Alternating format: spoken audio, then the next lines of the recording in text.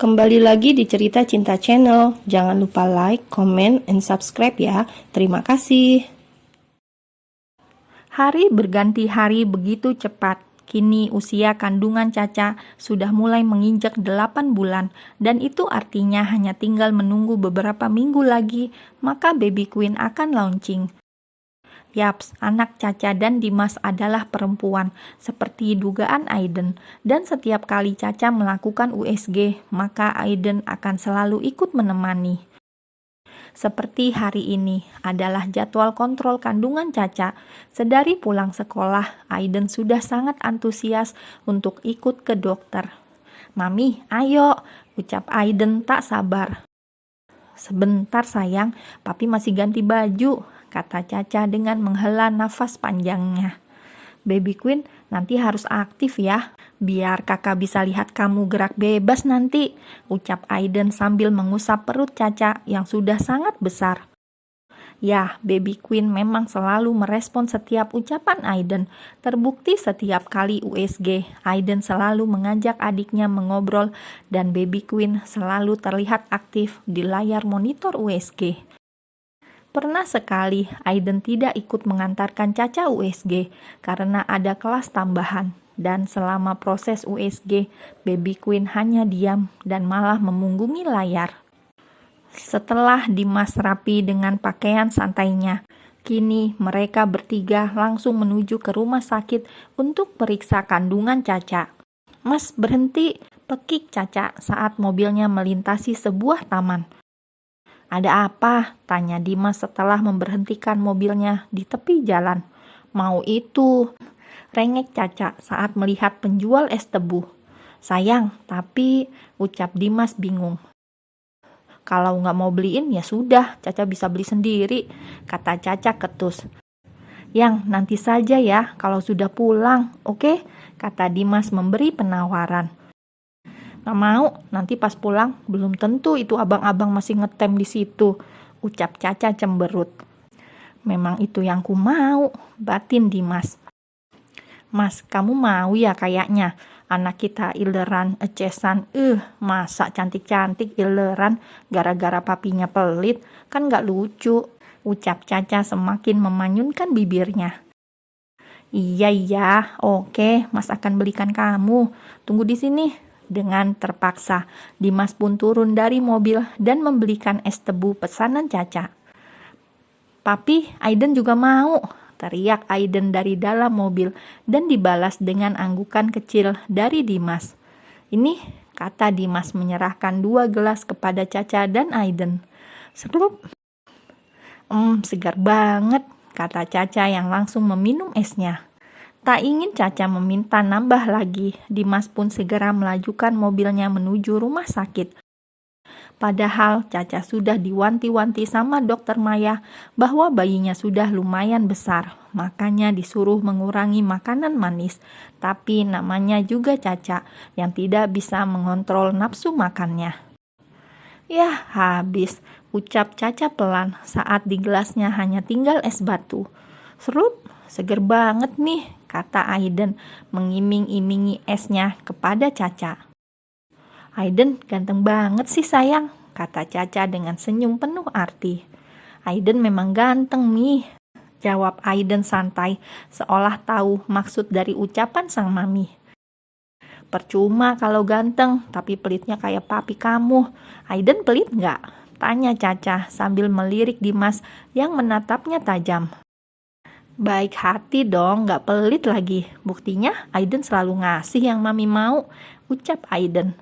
"Tapi kali ini Aiden mau jadi pelit sekali saja, karena ini seger banget," kata Aiden semakin menggoda Caca. Glek, Caca langsung menelan salivanya kasar, karena sangat menginginkan es yang di tangan Aiden. Setelah melakukan drama panjang lebar, kini akhirnya mobil yang dikendarai Dimas sudah terparkir cantik di rumah sakit. Caca dan Aiden pun langsung bergandengan tangan memasuki rumah sakit, sedangkan Dimas berjalan mengekor di belakangnya. Selalu seperti itu, setiap kali mereka melakukan pemeriksaan, Dimas hanya dijadikan bodyguard oleh anak dan istrinya. Astaga, kenapa kalian lama sekali sih? Ucap Dokter Maya sedikit kesal. Pasalnya, mereka janji akan melakukan pemeriksaan pukul 17, tapi nyatanya ini sudah hampir jam 7 dan mereka baru sampai. Maaf dok, tadi ada kendala sedikit, ujar Caca merasa tak enak. Drama apa lagi? Tanya Dokter Maya dengan menyelidik. Seperti biasa, jawab Dimas sambil mengedikkan bahunya. Hanya sedikit, ucap Caca dengan senyum kikuk, membuat Dokter Maya langsung menghela nafasnya kasar. Dokter Maya sudah sangat hafal dengan yang dimaksud drama oleh Dimas dan Caca. Padahal Dokter Maya sudah berulang kali mewanti-wanti kurangi makanan manis. Namun Caca tetap saja tidak menghiraukannya. Ya sudahlah, ayo Cak berbaring, kata Dokter Maya menyuruh Caca segera berbaring di atas brangkar. Dokter Maya pun segera menyiapkan segala keperluannya. Dan kini ia mulai mengoleskan gel ke perut Caca, juga ke alat untuk melakukan USG.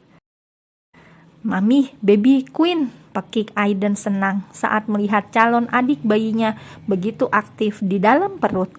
Wah, selamat ya, baby queennya sehat dan sangat aktif, kata Dokter Maya. Kapan baby queen Aiden akan lahir, Onti?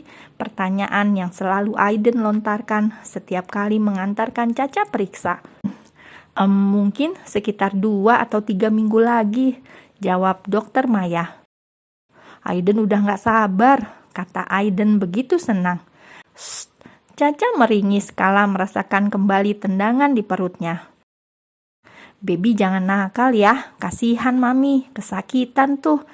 Ucap Aiden di perut Caca seketika membuat hati Caca tenang dan baby queen pun tidak lagi menendang bebas.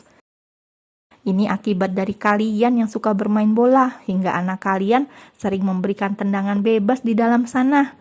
Ledek Dokter Maya membuat wajah Caca merah karena malu. Bukankah itu malah bagus kata kamu, bisa membuatnya cepat lahir, kata Dimas santai, sedangkan Aiden menatap bingung kepada orang-orang dewasa di dekatnya itu. Iya, tapi nggak perlu terus main setiap saat, cukup sekali sehari saja atau 2-3 hari sekali, kata Dokter Maya. Memang mami sama papi main bola di mana? Kok Aiden nggak pernah lihat? Tanya Aiden polos, membuat Caca dan Dimas langsung menatap Dokter Maya. Namun sang empunya malah terkekeh. Sudah, sekarang jangan bahas main bola lagi. Caca, ini BBJ-nya sudah hampir 4 kilo. Kalau kamu masih tetap ngeyel terus, makan banyak dan manis, aku tidak bisa menjamin kamu bisa melahirkan normal. Ucap Dokter Maya serius. Iya, nanti dicoba deh. Mulai sekarang aku puasa. Ucap Caca sedih karena akan berpisah dengan makanan kesukaannya. Tapi es krim di kulkas sayang-sayang dok. Aku puasanya nanti saja kalau kulkasnya sudah kosong ya. Janji gak akan beli lagi setelah ini habis, kata Caca dengan wajah memelasnya. Itu isi kulkas sampai sebulan juga gak akan habis, Yang. Kamu mau puasa setelah melahirkan? Tanya Dimas tak habis pikir. Kulkas es krim yang dimaksud Caca itu adalah kulkas es krim seperti yang berada di minimarket atau supermarket begitu. Caca yang sangat menyukai es krim sejak awal kehamilan hingga membuat Dimas langsung menyetok es krim sekaligus sama freezer khusus es krimnya. Usia yang sudah semakin besar membuat aktivitasnya semakin terganggu.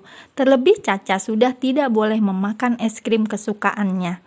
Kemarin, tepat saat mereka pulang dari rumah sakit, Dimas langsung menyuruh para pekerja di rumahnya untuk menyingkirkan freezer es itu agar Caca tak tergiur oleh es krim. Tentu saja Caca sangat kesal dan marah, maka dari itu sejak kemarin ia hanya diam dan merenungkan nasib es krimnya. Sayang, sudah dong, jangan marah lagi, ucap Dimas pelan, berusaha membujuk Caca agar tak mendiamkannya terus. Caca tidak menjawab, ia malah memutar kursinya dan memejamkan matanya menikmati alunan musik yang ia dengarkan lewat earphone. Kita jalan-jalan yuk, mau nggak? Tawar Dimas masih membuat Caca diam. "Kita ke taman, nanti beli es krim," ucap Dimas pelan, namun langsung didengar oleh Caca. Terbukti ia langsung melepaskan earphone-nya dan mulai beranjak dari duduk. "Ayo," jawab Caca dengan cepat sambil perlahan beranjak dari duduknya. "Tapi sedikit saja ya," ucap Dimas. "Iya, sedikit aja, janji," kata Caca tersenyum senang. Dimas pun segera menuntun Caca menuruni tangga dengan perlahan. Kini Caca dan Dimas sudah pindah ke rumah baru. Jadi di rumahnya sudah tidak ada ipar atau mertua Caca lagi. "Kita jalan kaki saja ya, sekalian olahraga," ucap Dimas, dibalas anggukan kepala oleh Caca. "Nyeker boleh nggak?" tanya Caca polos. "Enggak," jawab Dimas dengan cepat. "Kalau kamu nyeker, kaki kamu akan sakit. Terus nanti luka bagaimana?" tanya Dimas menatap Caca tajam. Iyalah," ucap Caca. Lalu ia segera berjalan menuju taman komplek karena di sana biasanya ada tukang es krim langganan Caca. Namun Caca harus menelan kekecewaan kala tak menemukan tukang es krim tersebut. Caca tidak tahu bahwa ini adalah salah satu strategi dari suaminya sendiri. "Yah, kemana si abang yang jual es krimnya?" tanya Caca lirih sambil matanya terus menelisik ke sembarang arah untuk mencari keberadaan tukang es krim. "Mungkin sudah habis, makanya dia pulang," jawab Dimas asal. "Nggak mungkin banget cepat habis. Dia kan jualannya siang dan ini baru jam berapa?" kata Caca lesu.